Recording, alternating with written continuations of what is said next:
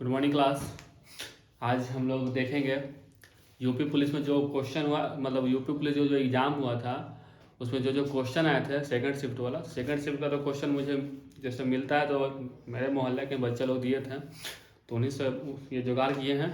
इसी में से आज हम लोग देखेंगे। सबसे पहले आज हम लोग जीके को अटैम्प्ट करेंगे कि कैसा कैसा जीके पूछा था यूपी पुलिस में। सेकंड शिफ्ट का ये क्वेश्चन है, मतलब 18 तारीख को जो हुआ था ना, 18 तारीख को सेकंड शिफ्ट का ये क्वेश्चन मुझे मिला है। तो इसमें मैं देखूंगा क्या क्या क्वेश्चन आया था जीके से। उसके बाद हम लोग रीजनिंग भी देखेंगे, मैथ भी देखेंगे। लेकिन सबसे पहले आज हम लोग क्या देखेंगे तो जीके का क्या क्या क्वेश्चन था, किस प्रकार का क्वेश्चन था और इसको किस तरह से करना है, और अगर आने वाला जो भी एग्जाम है उसमें अगर हमको अटैम्प्ट करना हो तो किस तरह से उसको अटैम्प्ट कर सकते हैं। तो वही आज हम लोग सीखेंगे। सबसे पहले आज सारा जीके का क्वेश्चन हल करेंगे क्या क्या है। तो जैसे कि सबसे पहला क्वेश्चन इसमें दिया हुआ था कि हम्पी नृत्य उत्सव, क्या हम्पी नृत्य उत्सव निम्नलिखित में से किस राज्य का उत्सव है। डांस से, ठीक है, डांस से, फेस्टिवल से एक न एक क्वेश्चन पूछता है। कोई भी एग्जाम में चल जाएगा, जीके जीएस का पोर्शन रहा तो एक क्वेश्चन पूछता ही है। तो जैसे पहला क्वेश्चन क्या है,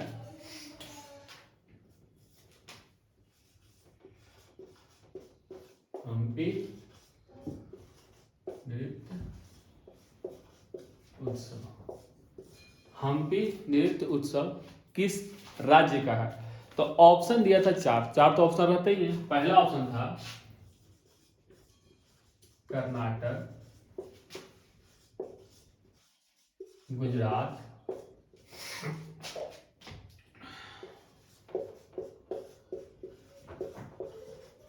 उड़ीसा और एक था महाराष्ट्र।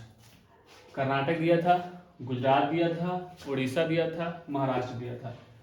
हम्पी नृत्य उत्सव, अगर आप थोड़ा सा भी जीके जीएस पढ़े होंगे, थोड़ा सा भी अगर 10% भी पढ़े होंगे ना, तो आपको जानकारी होगा हम्पी कहाँ है। तो हम्पी है कर्नाटक में। तो उसी से रिलेटेड हम मार देंगे इसमें ऑप्शन। तो इसमें ऑप्शन क्या है, कर्नाटक। तो इसका आंसर क्या हो जाएगा, कर्नाटक। गुजरात दे दिया है, उड़ीसा दे दिया है और महाराष्ट्र दे दिया है।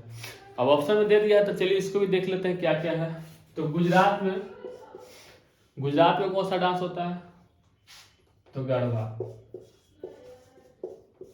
सुने होंगे, अगर आप सीरियल देखते होंगे कभी कभी, का बहुत फेमस सीरियल है तारक मेहता का उल्टा चश्मा। है कि उसमें कैरेक्टर है क्या उसको बोलते हैं, जेठालाल की बीवी का क्या नाम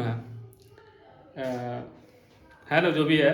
तो हमेशा जो भी एपिसोड में देखिएगा तो उसमें कुछ ना कुछ करते रहते डांस टाइप का। तो जो डांस करती है ना उसी का नाम है गरबा। और गुजरात का फेमस नृत्य भी है गरबा, ठीक है। उसके बाद उड़ीसा, तो उड़ीसा में उड़ीसी होता है। उड़ीसी डांस होता है उड़ीसा में। महाराष्ट्र में आ जाएंगे तो महाराष्ट्र में दो गो होता है, एगो लवनी एगो तमाशा। क्या, लवनी और तमाशा। चार गो ऑप्शन था। ये तो सिंपल था, हम्पी नृत्य, तो हम्पी से तो रिलेटेड करके कर्नाटक मार देंगे तो सही हो गया। तो इसका आंसर हो गया कर्नाटक।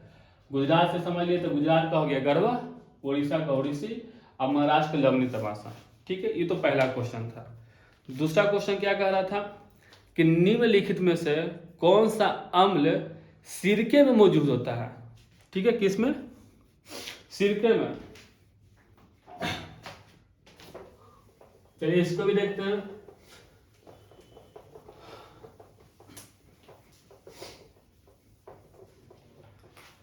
तो जब आप साइंस में, केमिस्ट्री में, रसायन शास्त्र में पढ़े होंगे एसिड एंड बेस, अम्ल और क्षार, तो उसमें पूरा एक चार्ट है, ठीक है। टमाटर में कौन सा एसिड पाया जाता है, फिर ये सिरके में कौन सा पाया जाता है, नींबू में कौन सा पाया जाता है। तो वो एक पूरा चार्ट है। अगर आपको याद होगा तो आप इसको सही से अटेम्प्ट किए होंगे। अगर नहीं याद होगा तो देखिए इसमें क्या होगा आंसर इसका। तो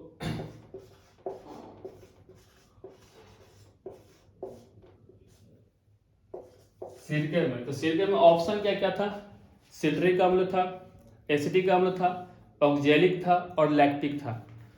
कौन कौन था, सिट्रिक,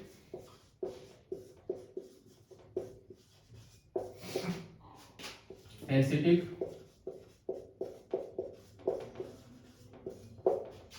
ऑक्जेलिक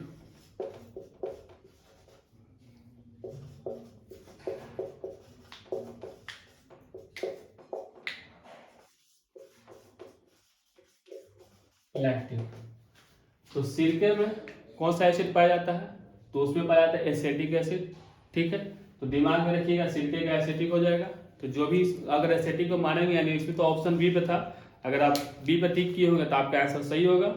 और फिर अगर लैक्टिक का बात करें तो लैक्टिक जब हम लोग ज़्यादा एक्सरसाइज करते हैं ना, ज़्यादा एक्सरसाइज करते तो हमारे शरीर में दर्द हो जाता है। जैसे मान लीजिए अगर आज पुशअप कर लिए तो हाथ दर्द करने लगता है, अगर ज़्यादा दौड़ लेते हैं तो पैर वैर धर लेता है। तो क्यों वो धर लेता है? तो लैक्टिक एसिड की वजह से। लैक्टिक एसिड हमारे अंदर पूरा एक्टिव हो जाता है जब भी कोई एक्सरसाइज करते हैं तो कुछ देर के लिए हमारा अगर हाथ पे ज़्यादा भार दिए तो हाथ पे दर्द देने लगता है। तो ये किसकी वजह से होता है? लैक्टिक एसिड की वजह से होता है। तो इसका जो मेन आंसर हो जाएगा वो कौन सा हो जाएगा? एसिटिक एसिड हो जाएगा। ठीक, और जो कि ऑप्शन बी पे था। अगर जो भी इसको अटेम्प्ट किए होंगे तो बी ऑप्शन सही होगा। ठीक, एक पुस्तक से क्वेश्चन आया था। क्वेश्चन था क्या? The God of a small things, the God of a small thing. क्या था question? The God of a small things. बहुत ही पुराना किताब है, मतलब बहुत ही नामी भी है, पुराना भी है, बहुत बड़ी लेखिका इसको लिखी है। ठीक है, अगर आप 12 के एग्जाम दिए होंगे, पीसीएम लिए होंगे तो उसमें तो इंग्लिश देता ही है। अगर इंग्लिश अगर आप उस समय लिए होंगे, जैसे हम लोग जब 12 दिए थे तो 150 का इंग्लिश होता था और 50 नंबर का हिंदी होता था। तो हम लोग को तो इंग्लिश पढ़ना ही था, और उसमें ना कम से कम 50 से 100 गो लेखक का किताब और लेखक का नाम याद करना पड़ता था। तो उस समय पढ़ता, और अभी भी जो भी 12 में सेक्शन जो भी उसका पढ़ाई लिखाई जैसा है 12 का इंग्लिश का, उसमें अब तो 100 नंबर का कर दिया। तो उसमें भी एक लेखक का नाम पूछता है, किताब का नाम तो देगा, वो लेखक का नाम देगा। तो अगर पढ़े होंगे सही से या प्रैक्टिस में होंगे तो आपको पता होगा कि the God of a small thing कौन लिखा है। इसमें ऑप्शन दिया हुआ था कि सलमान रुश्दी, अरुंधति रॉय, अमीश त्रिपाठी और सूर्यकांत त्रिपाठी। तो इसका मेन तो आंसर होगा अरुंधति राय। क्या होगा?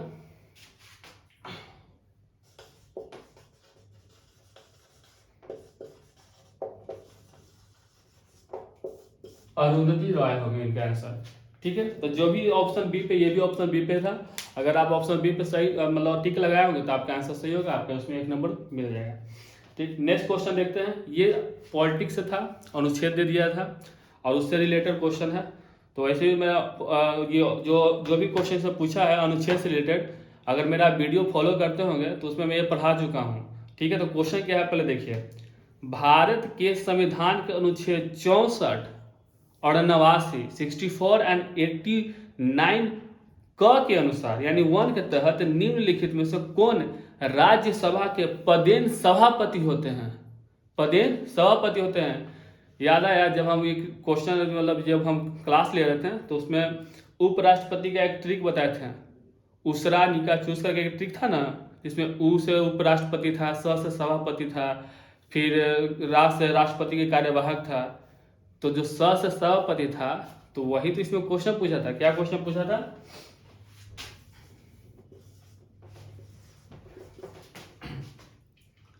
आर्टिकल 64 और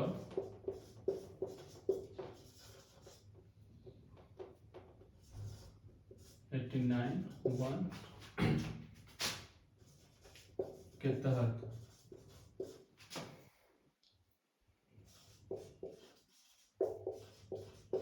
राज्यसभा के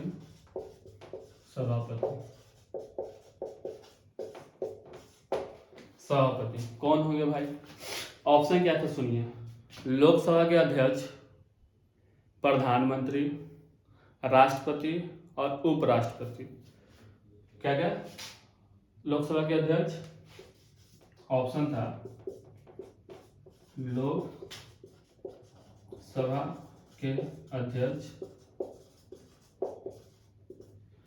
पहला ऑप्शन देखिए लोकसभा के अध्यक्ष लिखा हुआ, ये कोई हाल में होगा ही नहीं। कारण कि जब संसद पढ़ा रहे थे, पार्लियामेंट जब हम पढ़ा रहे थे तो उसमें बताए थे कि एक होता है लोकसभा सदन, 2 होते हैं लोकसभा होते हैं और एक राज्यसभा होते हैं।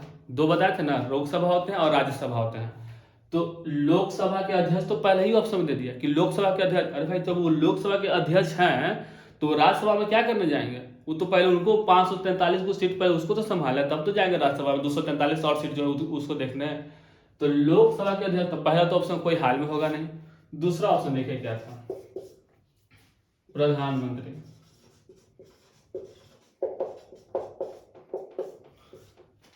प्रधानमंत्री दूसरा ऑप्शन था, प्रधानमंत्री भी नहीं होने वाले हैं। क्यों? क्योंकि उनको तो पूरा अपना देश चलाना है, ठीक है। वो 243 को लीड करने के लिए राज्यसभा में कहीं बैठ ही नहीं सकते हैं, और ये कभी अनुच्छेद में इसका क्या लेखना भी नहीं है, यानी उल्लेख भी नहीं है, तो प्रधानमंत्री तो होंगे नहीं, ठीक है। फिर तीसरा ऑप्शन था आपका राष्ट्रपति।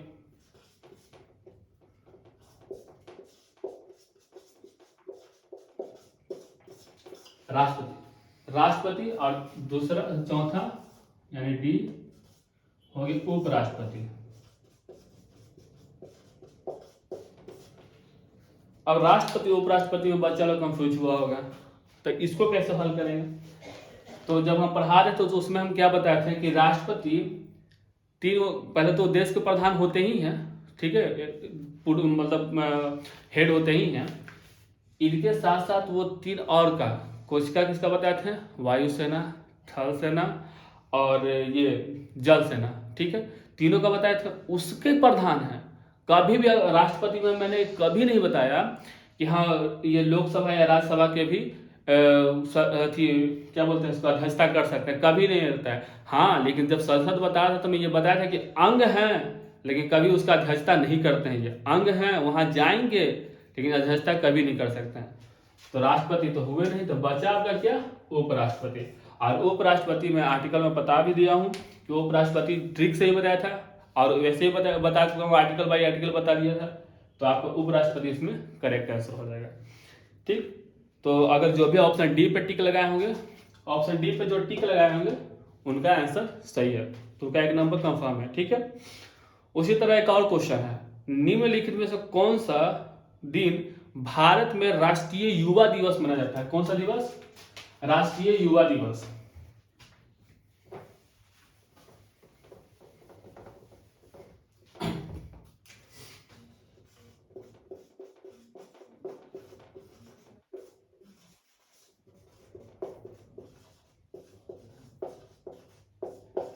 राष्ट्रीय युवा दिवस, ये तो बचपन से हम लोग पढ़ते आ रहे हैं। जब हम क्लास 4 या 3 में होते हैं ना, उसी समय हम लोग को जीके का किताब मिल जाता है, और उसमें डेट दे दिया जाता है कि देखो 1 तारीख को ये दिवस मनाया जाता है, 2 तारीख को ये दिवस मनाया जाता है, 3 तारीख को ये दिवस।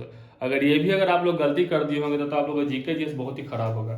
तो उसमें ऑप्शन क्या था, तो ध्यान दीजिएगा, 25 नवंबर, ठीक है, फिर 31 दिसंबर, 12 जनवरी, ठीक है।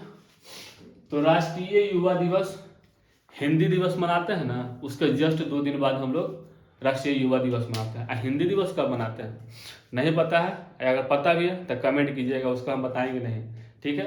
तो बस इतना हिंट दे दिए कि हिंदी दिवस मनाते हैं, उसके 2 दिन बाद राष्ट्रीय युवा दिवस मनाते हैं। तो राष्ट्रीय युवा दिवस कब मनाते हैं, तो 12 जनवरी को हम लोग मनाते हैं। तो जो भी ऑप्शन डी पे टिक लगाए होंगे उनका सही है, अगर डी को छोड़ कोई भी पे टिक लगाएंगे तो उनका साफ साफ गलत है, ठीक है। हिंदी दिवस कब मनाते हैं कमेंट जरूर कीजिएगा, ठीक। अब आगे देखते हैं। फिर क्वेश्चन था कि भारत में बाल संरक्षण और कल्याण के लिए आपातकालीन टोल फ्री हेल्पलाइन नंबर क्या है?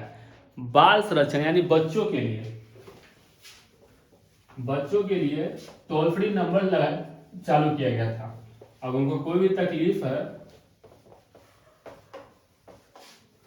अगर वो किसी भी खराब परिस्थिति में पड़ जाते हैं, घर का गार्जियन या किसी का अगर नंबर नहीं लग रहा है, या ऐसा कोई स्थिति में अगर फंसे हुए हैं, जब उनको हेल्प चाहिए तो उसमें इमरजेंसी एक नंबर सरकार चालू किए थे कि अगर इस नंबर पे आप डायल कीजिएगा तो आपको तुरंत हेल्प मिल जाएगा।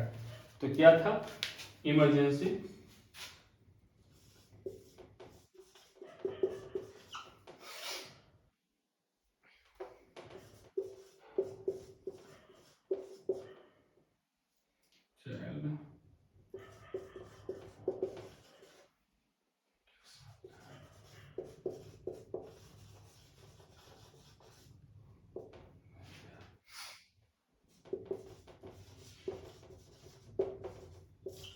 Child protection and welfare in India helpline number, emergency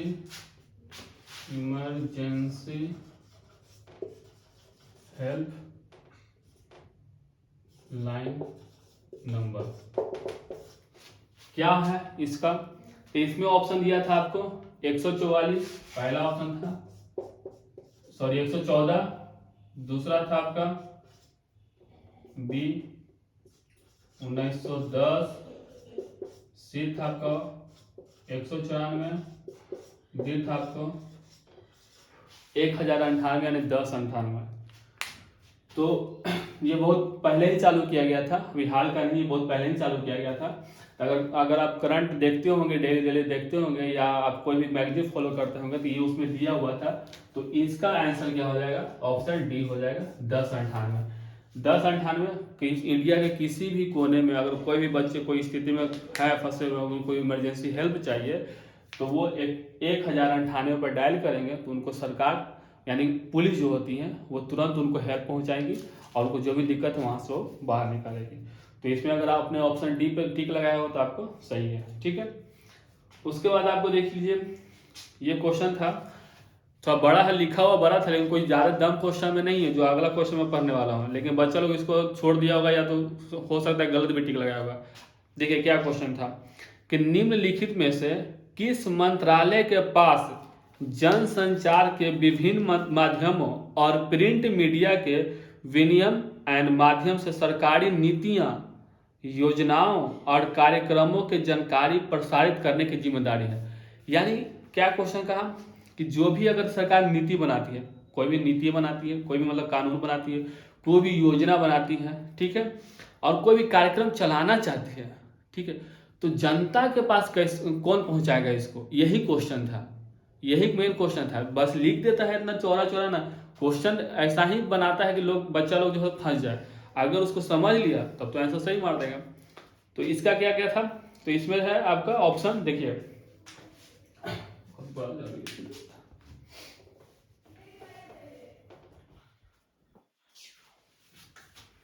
question था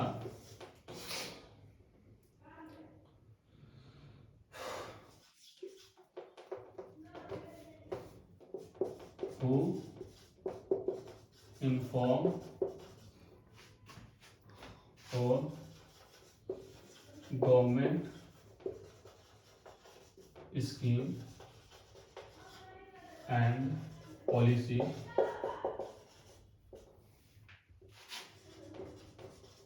and program।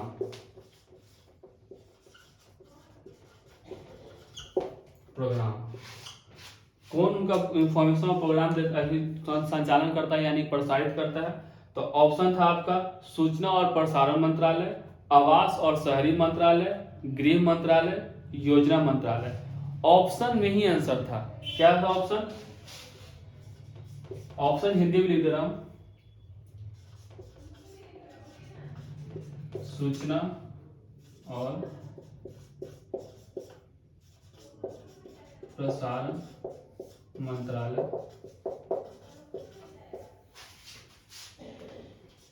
गृह मंत्रालय,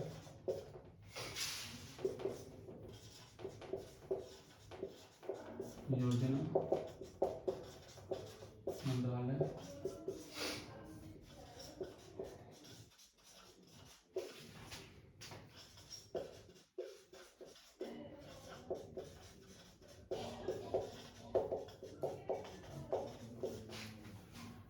क्या कहा?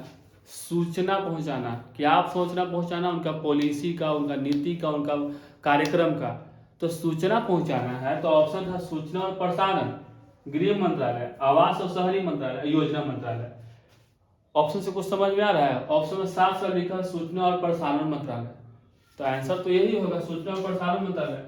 अब कितना बच्चा गृह मंत्रालय भी लगाया होगा जिनको नहीं पता है, ये तो थोड़ा सोच के अगर नहीं बनाए होंगे तो कितना बच्चा योजना भी मारा होगा, कितना आवास भी मारा होगा।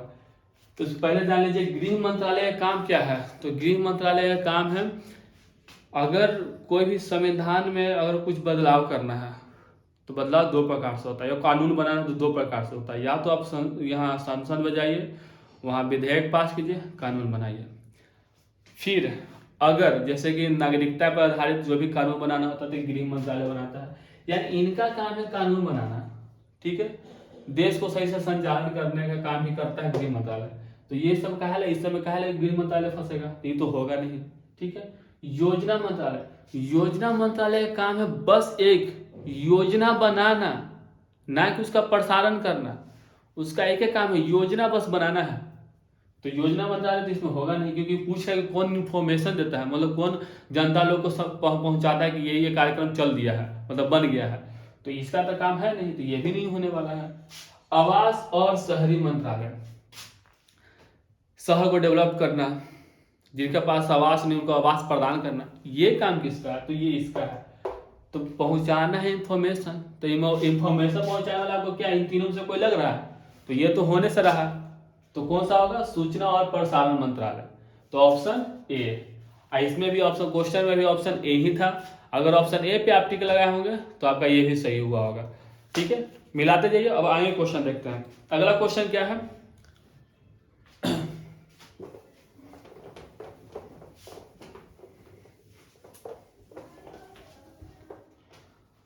अगला क्वेश्चन तो बहुत सिंपल था। राष्ट्रीय विषाणु विज्ञान संस्था, राष्ट्रीय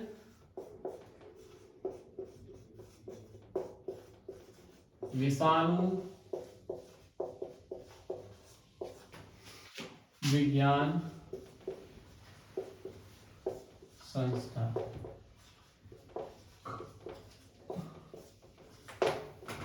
ये कहाँ है भाई, ऑप्शन इसका भी लिख देता हूं। पहला नई दिल्ली, बी में था पुणे, सी में था आपका मैसूर, और डी में था आपका बेंगलुरु, ठीक है। तो राष्ट्रीय विज्ञान विषाणु विज्ञान, ठीक है, यानी कि वायरोलॉजी जिसको कहते हैं।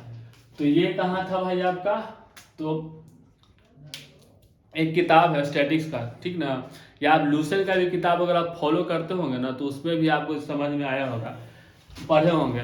तो इसका सीधे सीधे आंसर ऑप्शन बी, पुणे पे। अगर पुणे पे टिक लगाए हैं, पुणे पे अगर आप टिक लगाए हैं, ये तो क्वेश्चन में ऑप्शन डी पे है, लेकिन यहाँ पे बी पे लिख दिया मैंने।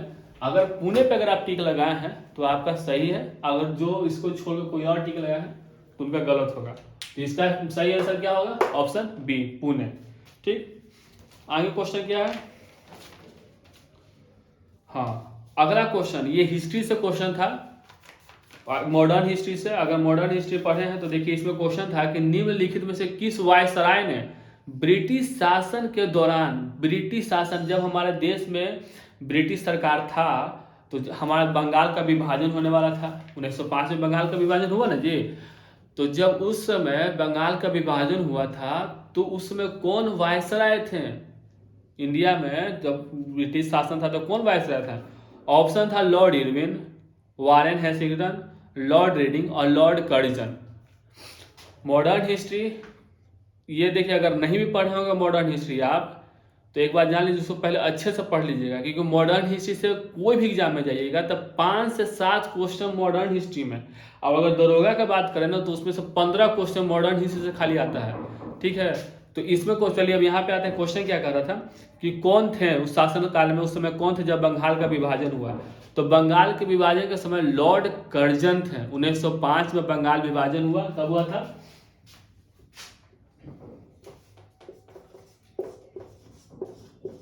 1905 ईस्वी में बंगाल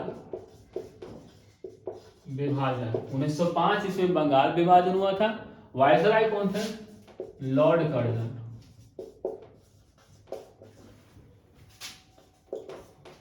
लॉर्ड नहीं हो लगाइएगा ना, कोई दिक्कत नहीं, हटाइए ये सब। लॉर्ड फॉर्ड भगवान था, लॉर्ड का मतलब क्या होता है, भगवान। तो लॉर्ड मत लगाइएगा, वो सब तो देख रहे हैं पूरा देश का टुकड़ा टुकड़ा करके चल गया है। तो कौन था, कर्जन, ठीक, बस कर्जन, लॉर्ड वॉर्ड कुछ नहीं, ठीक है। ठीक है, तब बंगाल विभाजन कब हुआ था, तो हुआ था 1905 में, ठीक। कौन था उसमें वायसराय? करजन। कौन? करजनवान। बिहारी में क्या बोलते उसको? करजनवान। सब बिहार में नाम बिगाड़ने सब आगे रहता है। लॉर्ड नहीं, लॉर्ड का मतलब समझते क्या होता है? भगवान। वो भगवान है तो इंसान है ना था। अगर आप बंगाल घूमे होंगे ना तो वहाँ एक वर्धमान जगह है, ठीक ना, वहाँ पे वो गेट बनाया हुआ है, करजन के नाम इसी को समर्पित किया गया है। हमको तो चाहिए था, हमरा तो तोड़वा देता है रहते तो। सुनिए वहाँ पर लस्सी वस्सी मिलता है, अगर घूमी हुईगा ना तो जाके पीजिएगा, बड़ी फेमस है वहाँ की लस्सी। तो कौन था? करजन। ऑप्शन कौन पे था? ऑप्शन डी पे था। अगर आप डी पे टिक लगाए होंगे, कौन पे था? Option number D. डी पे टिक लगाए होंगे तो आपका सही है, और कुछ और लगाए होंगे तो गलत है। ठीक है, उसके बाद नेक्स्ट क्वेश्चन क्या है कि उत्तर प्रदेश में सर्वोच्च रैंकिंग वाले पुलिस अधिकारी कहाँ?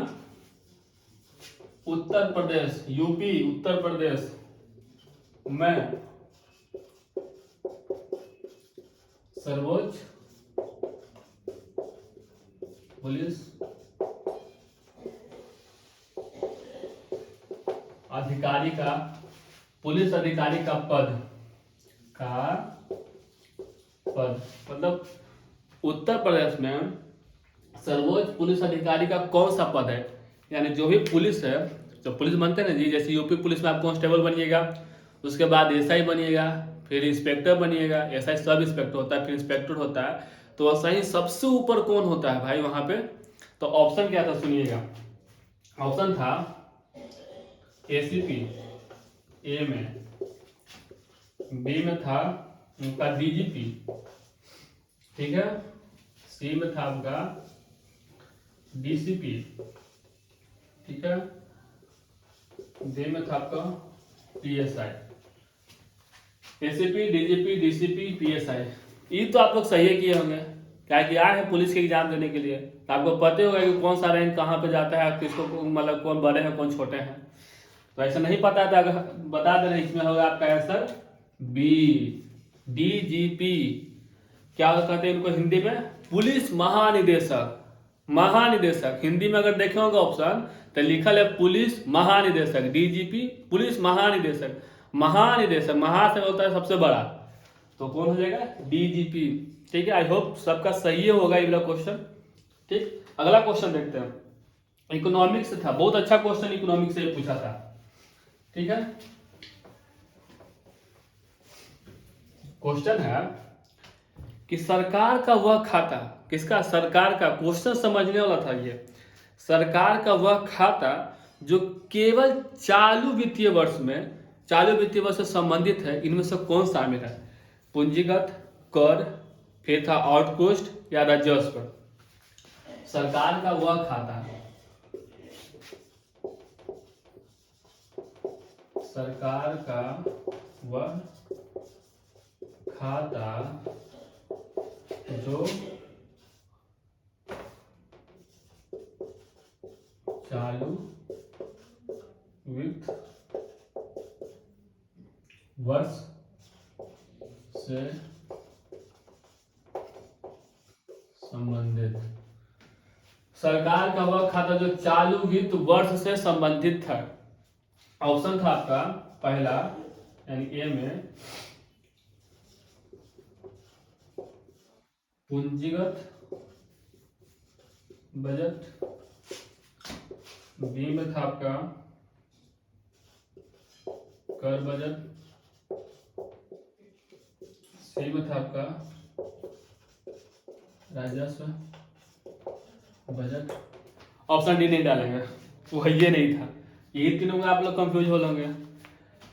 तो क्या है? पूंजीगत था, कर बजट था, राजस्व बजट था, ये तीनों में था। जो छोरे हैं अगर उसको कोई टिक लगाया होगा तो पक्का नहीं पढ़ता होगा।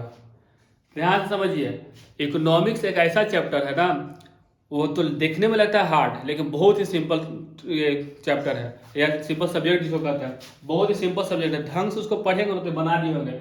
इसमें क्या है? सरकार का वह खाता जो चालू वित्त वर्ष से संबंधित है, साथ साथ दिख रहा है पूंजीगत बजट। पूंजी रहेगा तभी तो भी, जैसे मान लीजिए आप घर चला रहे हैं, घर चला रहे हैं, आपके पास पूंजी रहेगा तभी तो उसको आगे बढ़ा सकते हैं। या कोई बिजनेस चला रहे हैं, घर छोड़िए बिजनेस चला रहे होंगे, आपका गाय गोरू का बिजनेस होगा, चाहे तो आपका चक्की मिल का बिजनेस होगा, या आप कारें चलवाते होंगे, कोई भी बिजनेस मान लीजिए, आपके पास पूंजी होगा तभी तो उसको साल भर खींचिएगा, या जो स्टीमिट आप रखे होंगे कि हाँ भाई जनवरी से शुरू कर रहे हैं, जून तक चलाना है, इतना देर तक चलाना है, तो इतना पूंजी होना चाहिए, रहेगा तभी नहीं चलेगा कि ऐसा ही अंधगले खोल दीजिएगा, 10 दिन चलेगा फिर बंद हो जाएगा।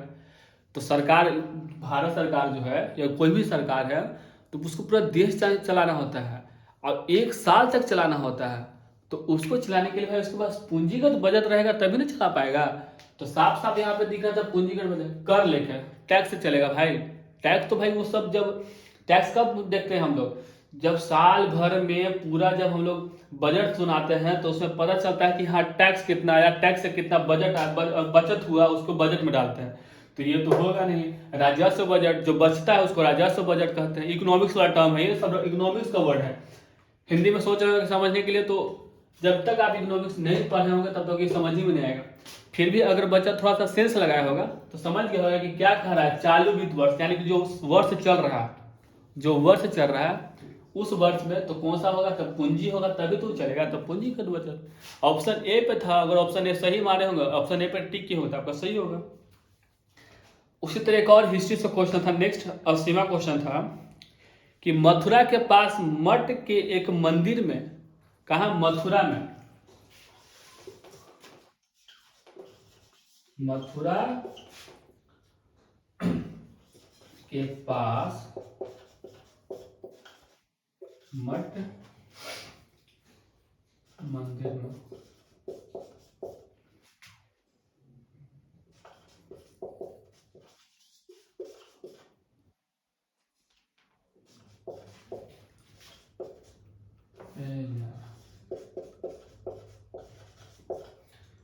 किस शासक की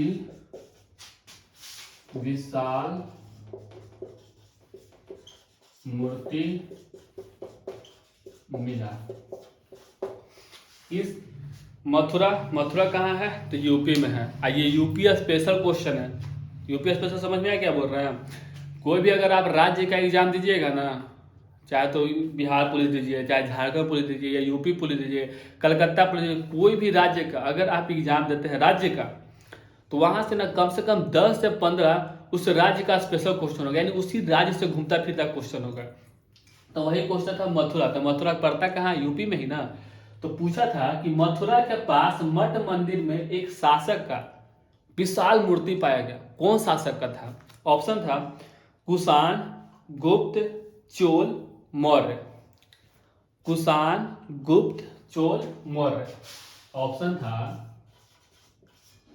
कुषाण, गुप्त,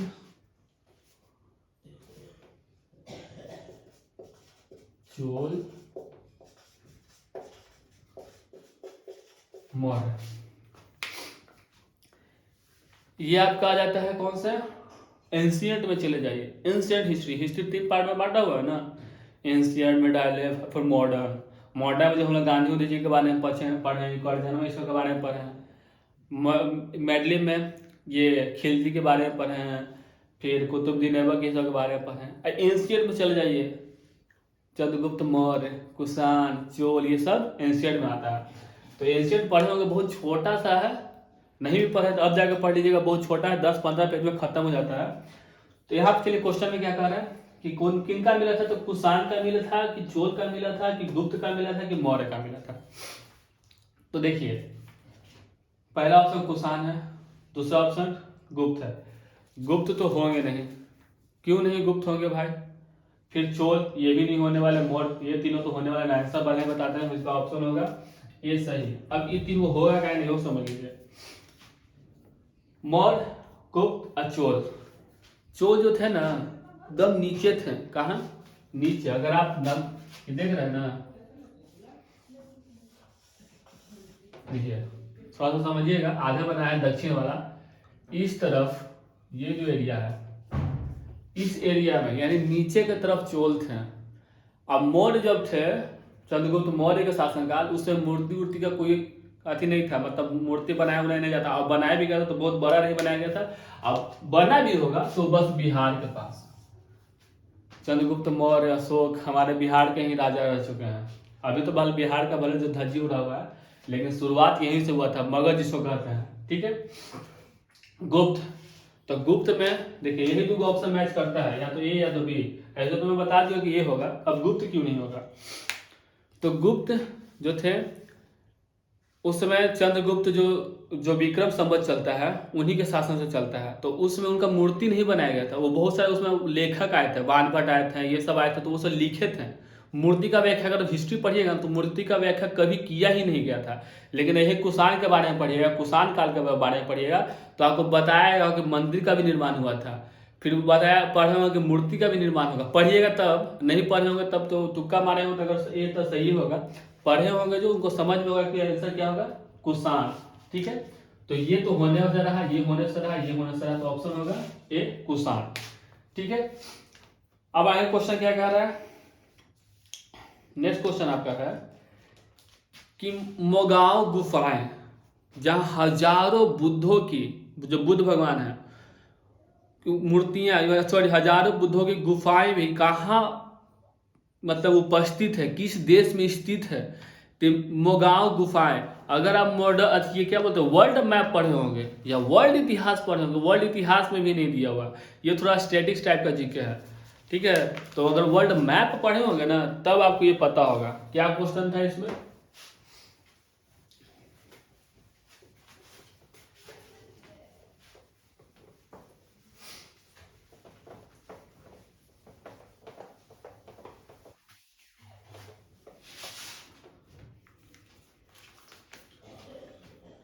क्वेश्चन था मोगांव गुफाएं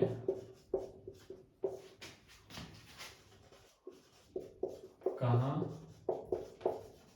स्थित है।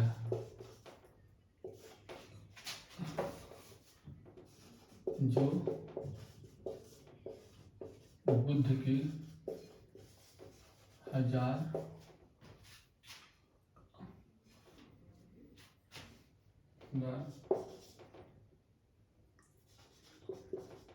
गुफाएं कहलाती हैं। ऑप्शन था भारत,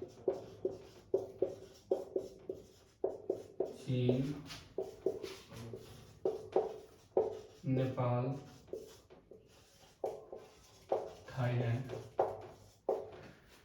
जो क्वेश्चन है ना, क्वेश्चन पूरा फंसाने वाला और ऑप्शन और फंसाने वाला, ए बी सी डी सब लग रहा है कि सही है। भारत में भी, मेन तो भारत में ही बुद्ध जी का जन्म हुआ था, तो भारत हो गया, सॉरी नेपाल में आए, यहाँ भारत में बहुत सारे रहे हैं, यहाँ पे इनका वो मृत्यु हुआ। चीन, चीन में भी गए थे। ठीक है, आज चीन में अभी भी किसी देवता का पूजा होता है तो बुद्ध जी का बहुत सबसे ज्यादा पूजा होता है। नेपाल में तो बता ही दिए, और थाईलैंड में भी, तो थाईलैंड में भी उनका पूजा होता है। ठीक है, तो ऑप्शन ऐसा है कि सब फंसाने वाला, तो इसको जब तक आपको याद नहीं होगा तो आप सही नहीं टिक किए होंगे।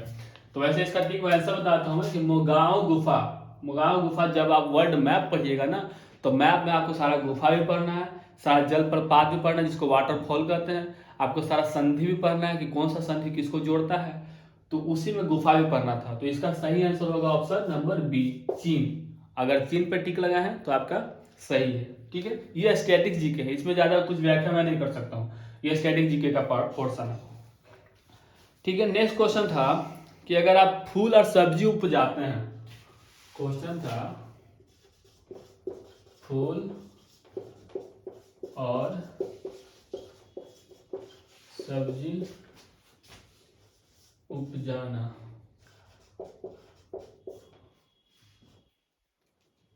क्या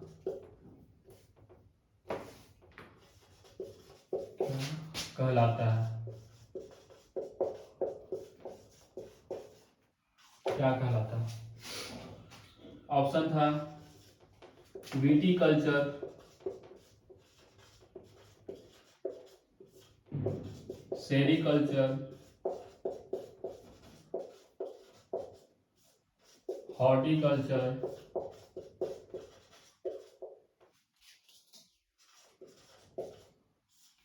डी ऑप्शन था आपका PC culture. Pisciculture, horticulture, sericulture, viticulture. Pisciculture तो कोई हाल में ना होगा, मधुमक्खी पालन से, तो उसको तो छोड़ ही दीजिए। हॉर्टिकल्चर, सेरिकल्चर, विटीकल्चर, तो इसका आंसर होगा हॉर्टिकल्चर। हॉर्टिकल्चर को कहते हैं हम लोग सब्जी और फूलों का बगानी, यानी कि सब्जी उपजाना, फूल उपजाना, जो भी फूल सब साग सब्जी उपजाते हैं ना, तो उसको हॉर्टिकल्चर कहा जाता है।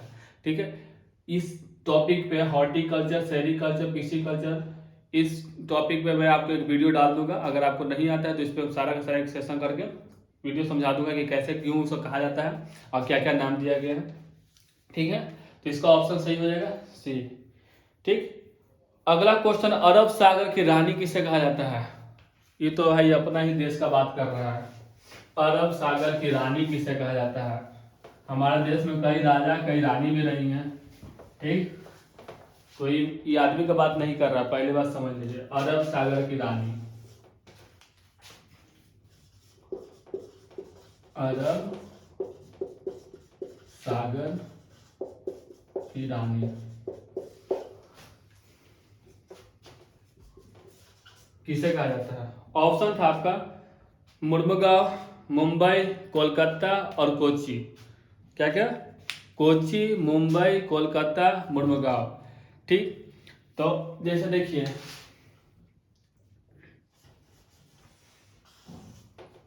अरे मेरा मैप का नाम था, यहाँ से ना मुंबई बसा है इतना, ठीक है, थोड़ा सा बुच्ची से यहाँ पे गोवा है, फिर यहाँ से कर्नाटक का स्टार्ट होता है, ये हो गया आपका केरल।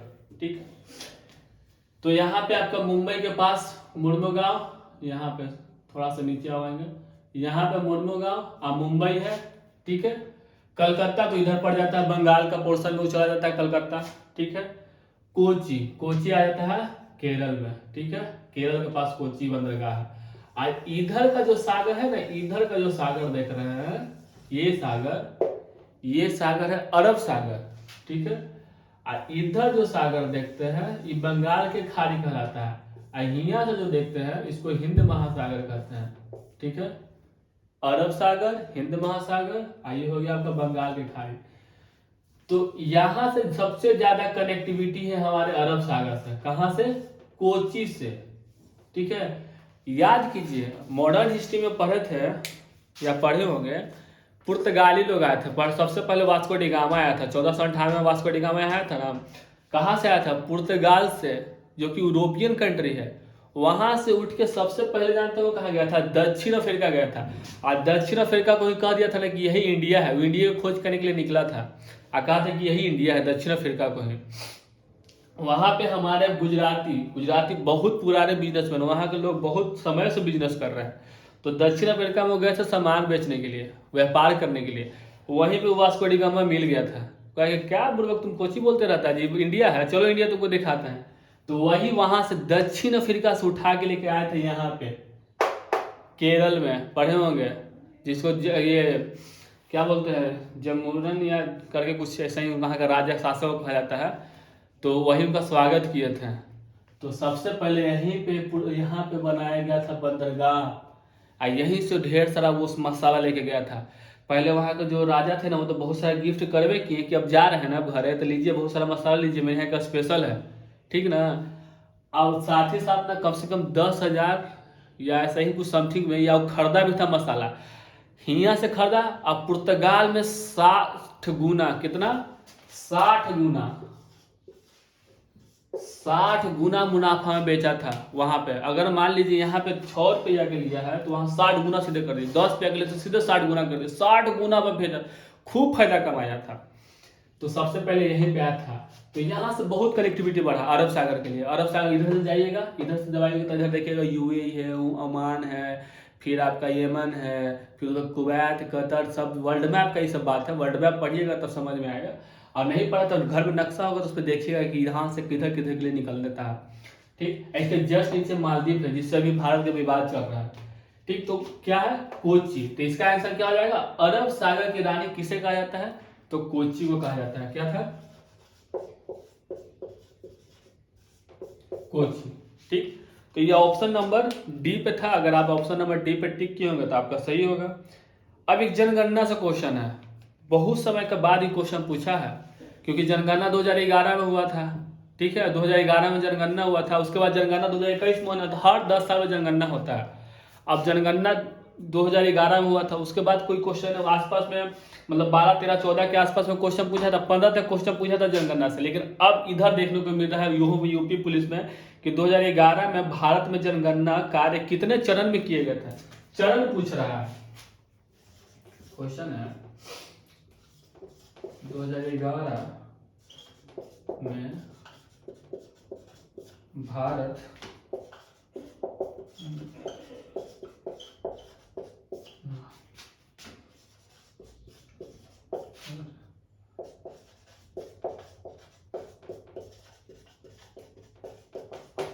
कितने चरण में किए गए थे। ऑप्शन था 1,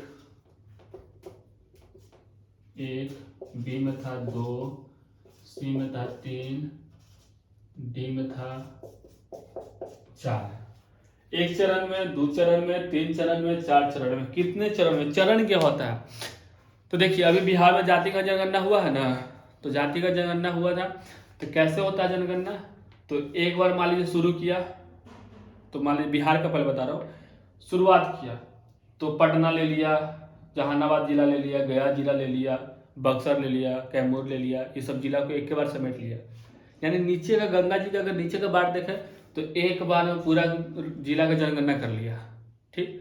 अब दूसरा स्टार्ट करेगा, दूसरा अब एक बार खत्म हो गया, फिर कुछ दिन रेस्ट करेगा, थकता है ना जी, तो कुछ दिन रेस्ट करेगा, फिर कुछ सब डाटा कलेक्ट करेगा, सब डाटा को मैनेज करेगा, अरेंज करेगा, उसके बाद फिर अगला स्टार्ट करेगा।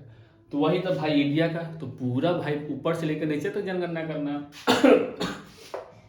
तो किया गया था कितने चरण में?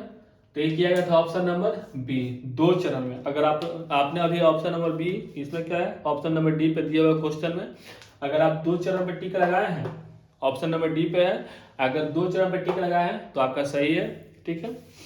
अगला क्वेश्चन क्या कह रहा है?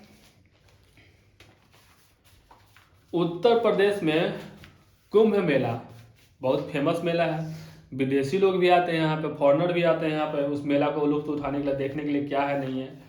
तो उत्तर प्रदेश में कुंभ मेला का उत्सव किन नदियों के संगम पर मनाया जाता है? जो उत्तर प्रदेश के बच्चे होंगे जो इसके एग्जाम दिए हैं वो तो देवे किए होंगे, तो सही टिक कहीं होगा। क्या है? क्या कि यूपी स्पेशल है ये, यहाँ पे यूपी का कोई भी बंदा हो जो ना घुमा हो, ऐसा हो ही नहीं सकता है।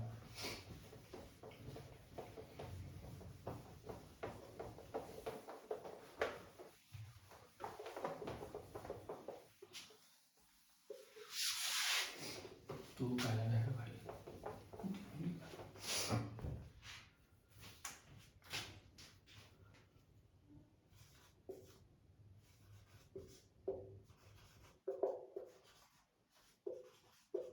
कुंभ मेला किस नदी के संगम पर होता है? ऑप्शन पहला था नर्मदा, ब्रह्मपुत्र, बी था गंगा, यमुना, सरस्वती, सी था आपका ताप्ती, नर्मदा, डी था कावेरी,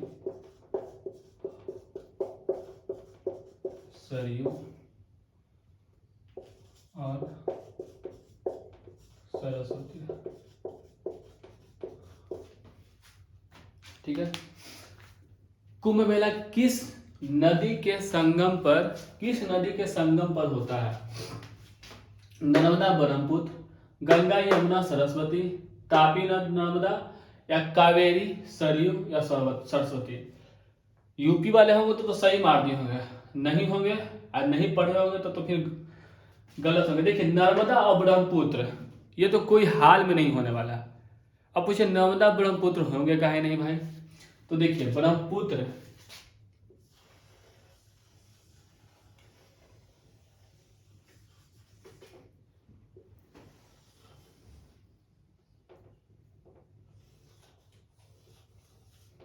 छोड़ो नहीं, ऐसा ही रहने देते हैं।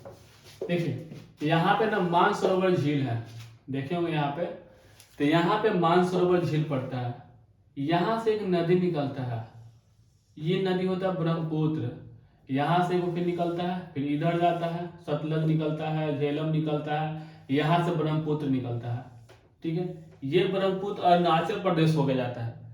तो क्या आपको लगता है कि ये वाला जो नदिया ब्रह्मपुत्र इधर जा रहा है, ज्योग्राफी से थोड़ा रिलेटेड है, ध्यान दीजिएगा, ये मानसरोवर से जो झील से निकल रहा है, ये यहाँ से निकलेगा तो यूपी में चला जाएगा? तो ये तो होने से रहा है। ठीक, फिर आ जाए गंगा यमुना सरस्वती। तो देखिए यहाँ पे हमारा यूपी पड़ता है,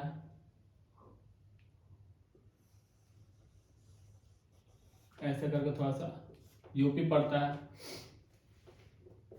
ये इतना दूर।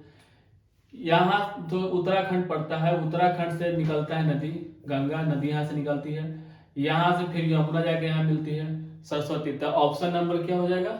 बी सही हो जाएगा। तापी नर्मदा क्यों नहीं होगा? तो तापी नर्मदा इसलिए नहीं होगा क्योंकि यहाँ पे पर्वत होता है। देखिए यहाँ पे मध्य प्रदेश में, दिमाग रखिए, ज्योग्राफी पढ़े होंगे तो आपको पता होगा कि ये हो गया विंध्य पर्वत, ये हो गया आपका सतपुड़ा पर्वत। ठीक है, तो यहाँ से नर्मदा और ताप्ती निकलती है। तो नर्मदा ताप्ती जो है मध्य प्रदेश में है, तो यूपी में क्या करेगा? तो ये भी नहीं होगा। कावेरी सरयू सरस्वती, इसमें भले आप कंफ्यूज हो सकते हैं।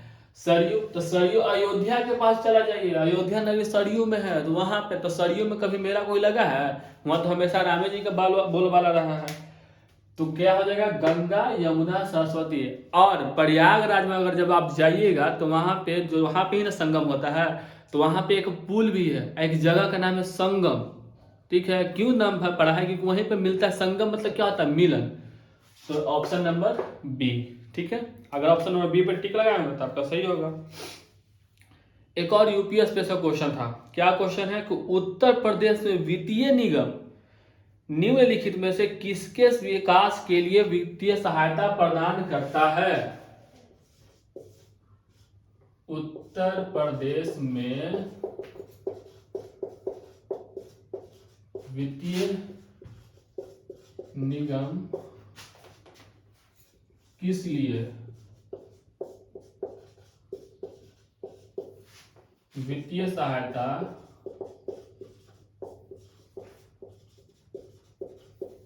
प्रदान करता है?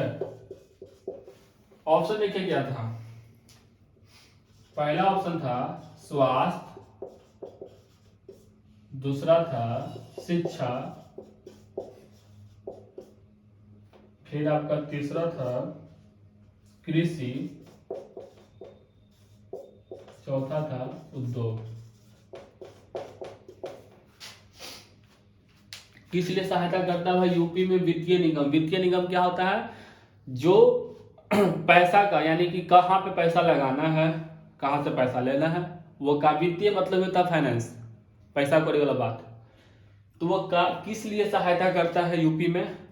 स्वास्थ्य के लिए करता है ना, शिक्षा के लिए उसके लिए सरकार है, कृषि के लिए उसके लिए भी सरकार है, उद्योग के लिए।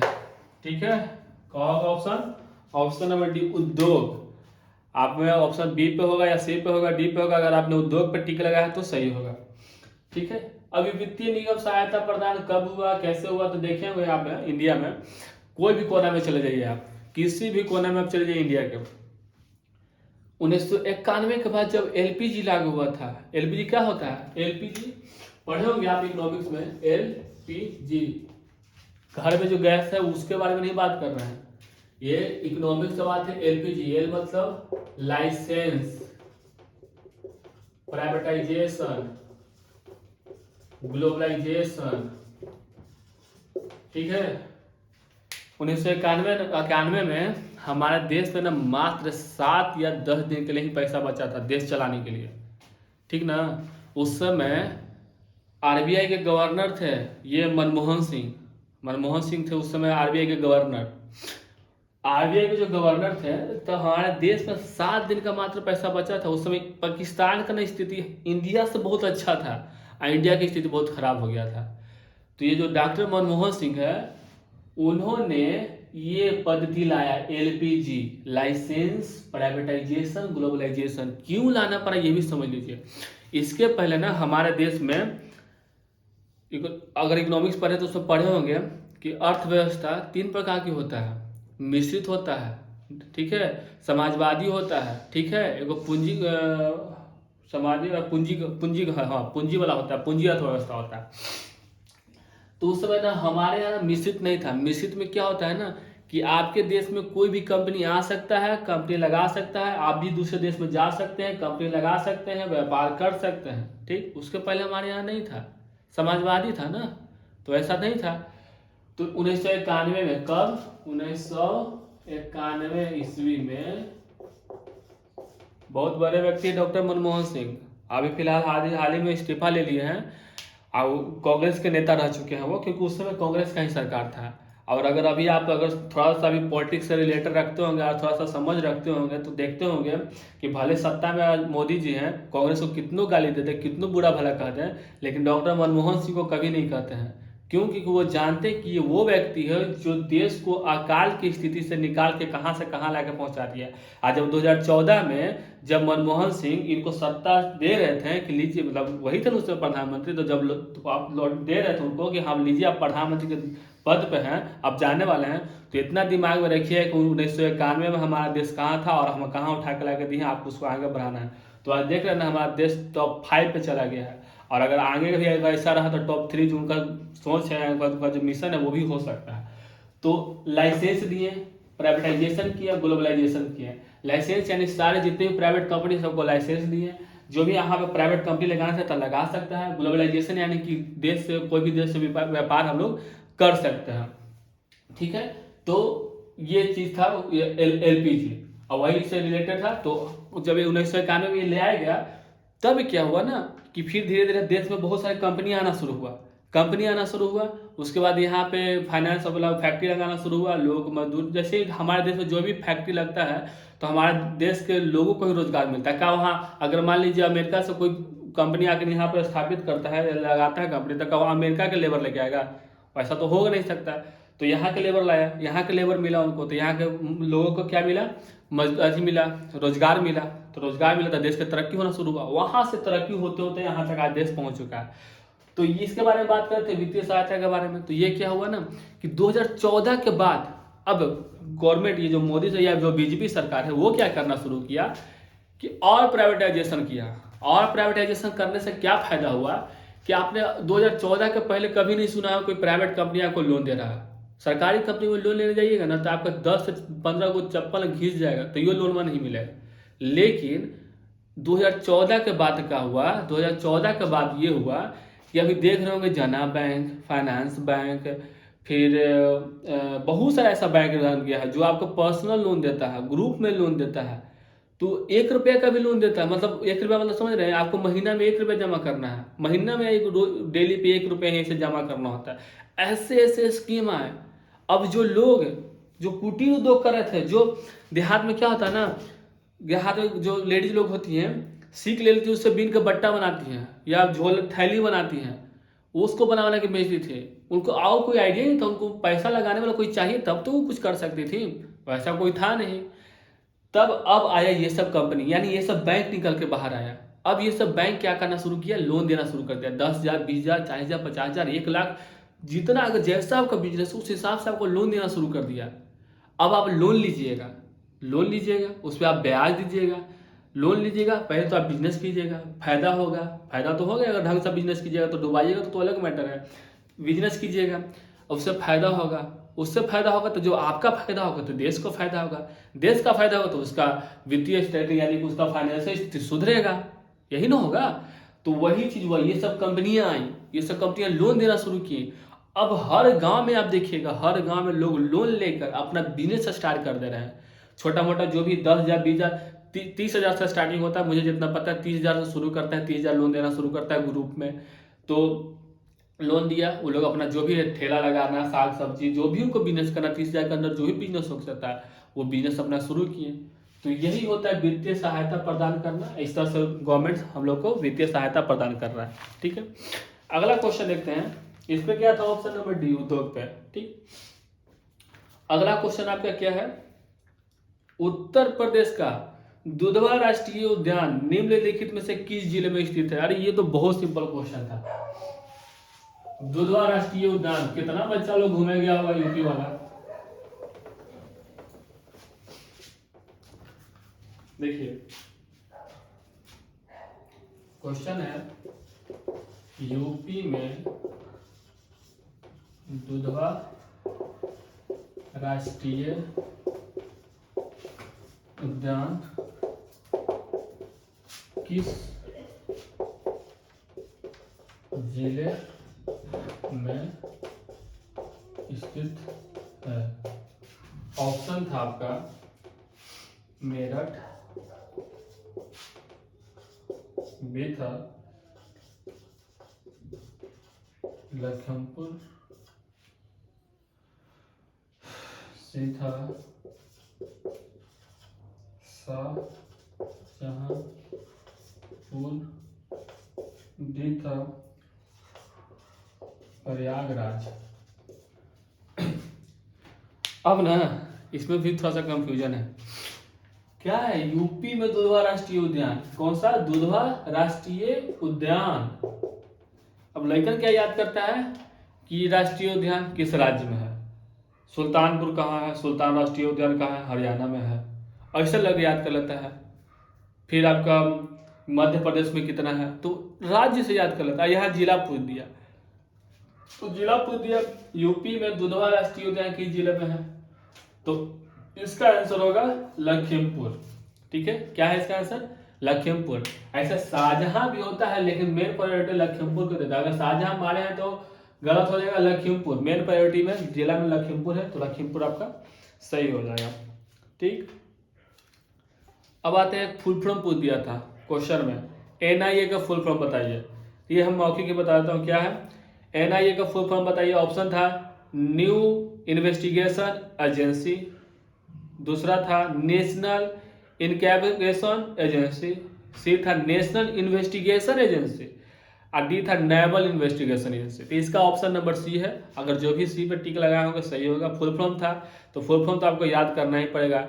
और जितने भी फुल फॉर्म आसपास है जो फेमस है, जैसे सीबीआई का हो गया, ईडी का हो गया, फिर आपका एसएसबी हो गया, जो भी आपका जो फेमस है संस्था, उन सब का फुल फॉर्म तो आपको याद करना ही होगा। तो इस तरह इसका हो गया नेशनल इन्वेस्टिगेशन एजेंसी।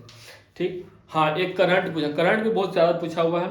इसमें करंट क्या पूछा था, इजराइल हमास संघर्ष में, इजराइल और हमास का संघर्ष अभी चल रहा है ना फिलिस्तीनियों और इजरायली के बीच में। हालांकि फिलिस्तीन तो एक अलग है, फिलिस्तीन का ही पार्ट यहाँ पे हमास है। ठीक है, तो इजराइल हमास संघर्ष में भारतीय नागरिकों को निकालने के लिए भारत द्वारा शुरू किए गए ऑपरेशन का नाम बताइए। ऑपरेशन का नाम पूछ रहा है, क्या पूछ रहा है ऑपरेशन भाई।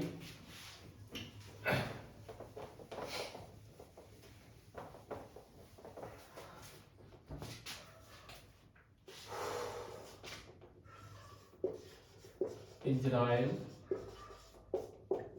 हमास संघर्ष,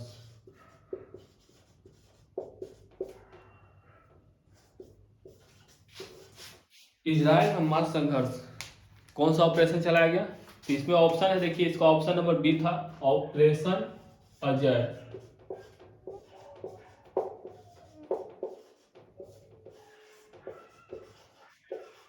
ऑपरेशन अजय चलाया गया था। ऑपरेशन अजय भारत सरकार चलाया था। वहाँ पे जो भी भारतीय थे उनको निकालने के लिए ऑपरेशन अजय चलाया गया था। वहाँ से जितने भी भारतीय सबको वहाँ से इंडिया वापस बुला लिया गया। अच्छा, इजराइल और हमास संघर्ष के बारे में अगर आपको नहीं जानकारी है तो मैं थोड़ा सा बता देता हूँ कि इजराइल जो है वहाँ पे क्या बोलते हैं, यहूदी लोग वहाँ रहते हैं। ठीक है, पहले वो पूरा जो इजराइल देख रहे हैं ना, पूरा इजराइल पहले फिलिस्तीन था, मुस्लिम बहुसंख्यक देश था। लेकिन जब द्वितीय विश्व युद्ध हुआ, द्वितीय विश्व युद्ध के बाद वहाँ पे अमेरिका बहुत बड़े पावरफुल देश है। वो क्या कहा, यहूदियों को कहा कि आप अगर आप मेरी मदद कीजिएगा तो मैं आपको एक देश बना दूंगा। वही वहाँ पे यहूदियों को स्थापित कर दिया। अब वहाँ पे यहूदियों लोग वहाँ रहना शुरू किए। ज़्यादा जनसंख्या में नहीं है, 78 या 80 लाख जनसंख्या है यहूदियों लोग का। वो वहाँ पे अपना रहना शुरू कर दिए। धीरे धीरे क्या किया ना, वो धीरे धीरे फिलिस्तीन को कब्जाते कब्जाते कब्जाते कब्जाते कब्जाते कर इजराइल बना दिए। इजराइल सब इजराइल बना दिया। और जो फिलिस्तीन था ना, फिलिस्तीन थोड़ा सा में सिमट के रह गया। अब यहाँ देखोगे मैप तो देखोगे थोड़ा सा यहाँ पे फिलिस्तीन है, और इजराइल के जस्ट बगल में इधर भूमध्य सागर में देखो कि वहाँ पे थोड़ा सा इजराइल फिलिस्तीन का पार्ट है। वहीं पे हमास जिसको आतंकवादी संगठन अब घोषित कर दिया गया। क्यों आतंकवादी संगठन घोषित कर दिया गया है? तो जो हाल ही कुछ बीते महीनों में देखे होंगे कि जो हमास के आतंकवादी थे, अगर आप पबजी खेले होंगे ना या फ्री फायर खेलते होंगे तो देखते होंगे प्लेन आता है, उसमें सब बैठा रहता है प्लेयर, अब कूदता है पैराशूट लेकर। वैसा ही लैंडिंग किया था इजराइल में, दम ऊपर हेलीकॉप्टर में बैठा सब, एकदम पैराशूट ले लेके दम कैसे पबजी में उतरता है वैसा ही दम उतरा। आज वहां पर एक त्योहार चला था, इजरायलियों का फेमस कोई त्योहार होगा, वहां पर त्योहार चला था, एकदम सब लैंडिंग किया, एकदम लगता है कि प्लेयर है, बंदूक बंदूक लेके एकदम उतरा। अधर अधर बस हम लोग क्या करते हैं, गेम में चुनते हैं ना, उन लोग को चुनने की जरूरत नहीं था, रियल गेम खेल रहा था ना वो लोग। दम आया, बंदूक से धड़ के बंदा बंदा सबको मारना शुरू कर दिया। इतना ही नहीं, अभी आप देखिए क्या होगा ना कि वहाँ से जो वहाँ की जो महिलाएं थी, जो वहाँ की महिलाएं थी, उनको पकड़ लिया। अब विश्वास नहीं कीजिए, इतना गंदा गंदा काम किया वो लोग कि उन लोग को आतंकवादी घोषित तो करना ही पड़ा, साथ ही साथ उनके प्रति एक्शन भी लेना पड़ा। पहले तो महिलाओं को पकड़ा, वहाँ पे एक महिला थी जो प्रेग्नेंट थी, उनको पकड़ लिया और उनको पकड़ के ले गया अपने थी में खेमे में, ठीक है। और वहाँ क्या किया ना, उसको तो पहले बहुत टॉर्चर किया, और उसके बाद उनके जो प्रेग्नेंट था ना, तो उनका क्या किया ना, ऑपरेशन कर दिया। ऑपरेशन किस तरह से किया, जिंदे थे, कोई दवा अति नहीं किया, और उसको बीच क्या किया, उसको फाड़ के उसका बच्चा निकाल दिया, और उसके सामने उसके बच्चे को मार दिया, और उसके बाद उस औरत को मार दिया। इस तरह का घिनौना काम फिर ये हमास वाला करता है। और यहाँ के जो क्या कहें, यहाँ के जो सरकार है, यहाँ के जो भी फिलिस्तीन को समर्थन करते हैं, वो लोग ये सब चीज़ को भूल जाते हैं कि अगर वो देश प्रेमी हो तो क्या वो इस तरह से अपना देश चाहेंगे? अगर आपको देश चाहिए तो आप सही से आंदोलन कीजिए। अगर आपको देश चाहिए तो आपके लिए यूएनओ बनाया हुआ है, आपको अगर देश चाहिए तो वहाँ पे आप आवाज़ उठाइए। आप इस तरह से किसी को मार दीजिएगा, आप बीच चौराहे पर स्त्री को आप नग्न करके घुमा रहे हैं, वहाँ पे गाड़ी में बांध रहे हैं, उसको मार रहे हैं, पीट रहे हैं, ये सब किसका काम है? आतंकवादी लोग का काम है। लेकिन फिर भी यहाँ के कुछ लोग हैं, अब अपवाद जिनको कहते हैं हम लोग, वो उसके समर्थन में है, जोर जोर लगाए हुए फिलिस्तीन जिंदाबाद, हमारा जिंदाबाद। तो वो सब हमारे देश के देशभक्त नहीं, वो सब को आतंकवादी ही कहा जाता है, ठीक है। तो इसको थोड़ा समझिएगा कि ये बहुत ही बड़ा मुद्दा भी चल रहा है हमारे देश में, ठीक है। और भारत तो फिलहाल इजराइल के समर्थन में है, हाँ, लेकिन वो इस विद्रोह के भी समर्थन में है। और साथ ही साथ लोग यहाँ के जो हैं जो कहते हैं कि फिलिस्तीन को भी मदद करो, तो फिलिस्तीन के समर्थन में, आतंकवाद के समर्थन में नहीं है, ठीक है। अगर आगे क्वेश्चन देखते हैं, ये तो रहा ये सब बात। आगे क्वेश्चन है कि हाल ही में अक्टूबर 2023 में, करंट का क्वेश्चन है, अक्टूबर 2023 में भारत और किस पड़ोसी देश ने आर्थिक और प्रौद्योगिक सहयोग समझौता की बातचीत शुरू की है? श्रीलंका, देखिए ऑप्शन है श्रीलंका, चीन, मालदीव, म्यांमार। तो इसका ऑप्शन नंबर सी है, श्रीलंका सही होगा। श्रीलंका से भी अभी हमारा मतभेद चल रहा था बीच में, ठीक है। अभी तो थोड़ा बहुत रिलेशन सुधरा है। चाइना क्या काम कर रहा है कि चाइना ना सब जगह अपना व्यापार शुरू कर रहा है, सब जगह अपना ठिकाना बना रहा है। इधर देखोगे सीपीसी सड़क बना दिया चाइना से लेकर पाकिस्तान, जो ग्वादर बंदरगाह को जोड़ता है, ठीक है। अभी म्यांमार में सेना का तख्ता पलट हो गया, तो वहाँ पे भी अपना सैनिक बना रहा, बंदरगाह बना रहा है। फिर म्यांमार अगर आप नक्शा देखे होंगे, अगर आप इंडिया का नक्शा देखे होंगे तो आप देखे होंगे कि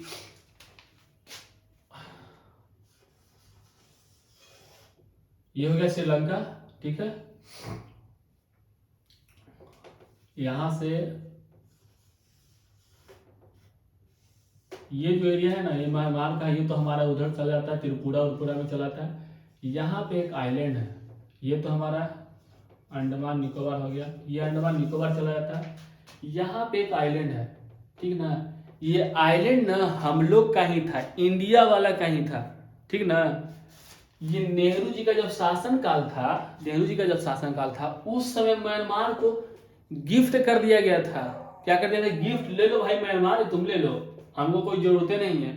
फ्यूचर वो देखे नहीं कि अगर भाई आगे कुछ होगा तो यहाँ से हम लोग को बहुत सपोर्ट मिल सकता है। कैसे सपोर्ट मिलता है, यहाँ पे हम लोग अपना नेवी लगा देते हैं, या हम लोग यहाँ पे थल सेना लगाते हैं, इसके लिए हम इसको भी काउंटर कर सकते हैं। चाइना अगर यहाँ पे तो उसको काउंटर कर सकते हैं। यहाँ पे मलक्का है, मलक्का जल संधि यहाँ से निकलता है अंडमान से, यहाँ से जो भी बिजनेस होता है उधर का पूरब का, तो यही जल संधि से आता है, वो इंडिया होके ही जाता है, इंडिया होके ही जाता है भाई। अगर अभी तो हम लोग के पास बस एक ही ऑप्शन है, अंडमान को कवर, अंडमान के थ्रू हम लोग कर सकते हैं, लेकिन ये मतलब यहाँ अगर ये रहता तो आज चाइना वाला क्या क्या है, यहाँ पे अपना सेना भेजा दिया, सेना बैठा दिया यहाँ पे। अब यहाँ पे सेना बैठा दिया है तो क्या कर रहा है, यहाँ से काउंटर कर सकता है ना आराम से, यहाँ पे तमिलनाडु कन्याकुमारी से लेकर कलकत्ता तक देख सकता है। तो ये नेहरू जी के शासनकाल में गिफ्ट कर दिया गया था, ठीक है। तो वही कह रहा है कि ये ईटीसी जो है ये किसके बीच में शुरुआती किया गया है, तो वो किया गया श्रीलंका के थ्रू, ऑप्शन नंबर जो सी पे दिया हुआ है।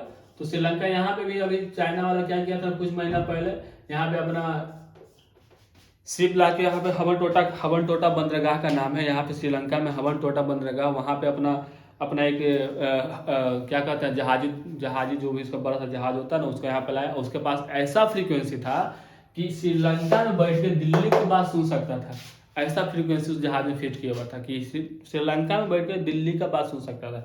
इसीलिए यहाँ के इंडिया के जो भी सरकार थे इसका विद्रोह किए थे, उसके बाद इसको हटाया गया। लेकिन फिर भी क्या किया, लास्ट में इसको खरीद के यहाँ पे अपना बंदरगाह स्थापित कर दिया चाइना, ठीक। तो इससे श्रीलंका हो जाएगा, अगर श्रीलंका पे आप टिक लगाए होंगे तो आपका सही होगा, अन्यथा फिर गलत होगा, ठीक है। नेक्स्ट क्वेश्चन आपका है, ये मौखिक क्वेश्चन है, ध्यान दीजिएगा, यूपी स्पेशल है कि उत्तर प्रदेश के कौशाम्बी जिले में, कौशाम्बी ब्लॉक अगर यूपी में गए होंगे तो यहाँ पे है, थोड़ा सा यहाँ पे हमारे यूपी, यहाँ पे कौशाम्बी पड़ता है, ठीक है। तो कौशाम्बी क्या कर रहा है कि कहाँ गया, हाँ, कौशाम्बी की एबीपी की पहली डेल्टा रैंकिंग में कौन सा स्थान पाया है। तो इसका ऑप्शन आपका ऑप्शन देखिएगा तो ऑप्शन नंबर डी पे द्वितीय लिखा हुआ था, सेकंड लिखा हुआ था। तो अगर आप डी पे ऑप्शन टिक लगाएंगे, सेकंड पे टिक लगाएंगे तो आपका ये सही होगा, ठीक है। अच्छा, ये तो बहुत ही इंपॉर्टेंट क्वेश्चन है, देखिए क्या है,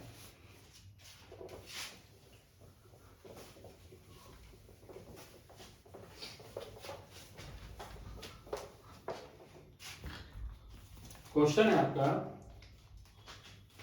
कि नवनिर्मित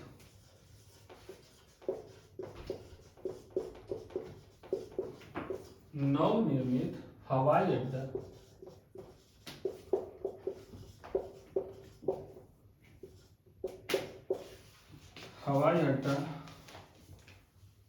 अयोध्या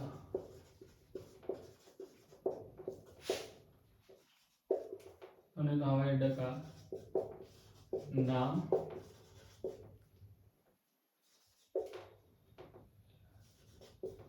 क्या है।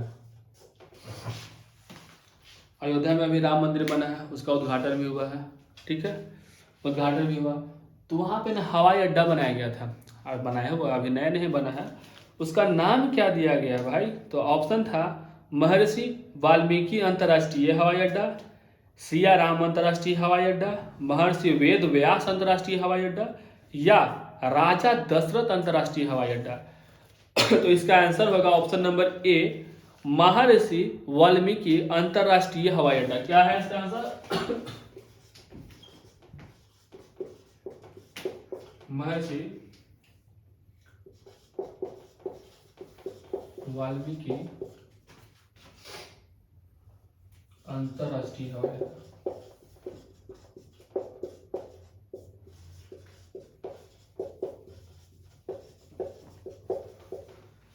महर्षि वाल्मीकि अंतर्राष्ट्रीय हवाई अड्डा, ये तो एकदम बहुत ही नया करंट पूछ दिया था। तो आई होप आप लोग सही किए होंगे इसको, कि बहुत ही प्रचलन था, क्योंकि जितने भी वीवीआईपी को बुलाया गया था, उनका जो भी प्राइवेट जेट था, जो प्राइवेट प्लेन था, वो सारा वाल्मीकि, अधिकतर लगभग वहाँ पे लगभग 30 से 40 प्लेन को लैंड करने का जगह था, 30-40 शायद नहीं, 15 से 20 ही था। तो वहाँ पे लैंड किया गया था, बाकी और सब बिहार में भी आया था, फिर उधर दिल्ली में भी शिफ्ट किया गया था, फिर मध्य प्रदेश में भी, क्योंकि बहुत सारे लोग आए थे, तो उन लोग का जगह मतलब अपने अपने प्लेन से आए थे। मुकेश अंबानी भी आए थे, देखे होंगे, उनकी पत्नी भी आई थी, तो उन लोग का प्लेन था अपना है, तो वो लोग अपना प्लेन से आए थे, वहाँ पे एक हवाई अड्डा बनाया गया था और उस अयोध्या को और अच्छे से विकसित करने के लिए भी हवाई अड्डा बनाया गया था, जिसका नाम रखा गया महर्षि वाल्मीकि अंतर्राष्ट्रीय हवाई अड्डा। अभी कुछ और बहुत सारे क्वेश्चन बच गए इसमें, लगभग 15 से 20 क्वेश्चन और बच रहे हैं, इसको अगले वीडियो में हम लोग कवर करेंगे और उसी के साथ साथ थोड़ा रीजनिंग भी देख लेंगे। तो आज के लिए इतना ही और अगले क्वेश्चन अगले पार्ट में देखेंगे। ठीक है, धन्यवाद।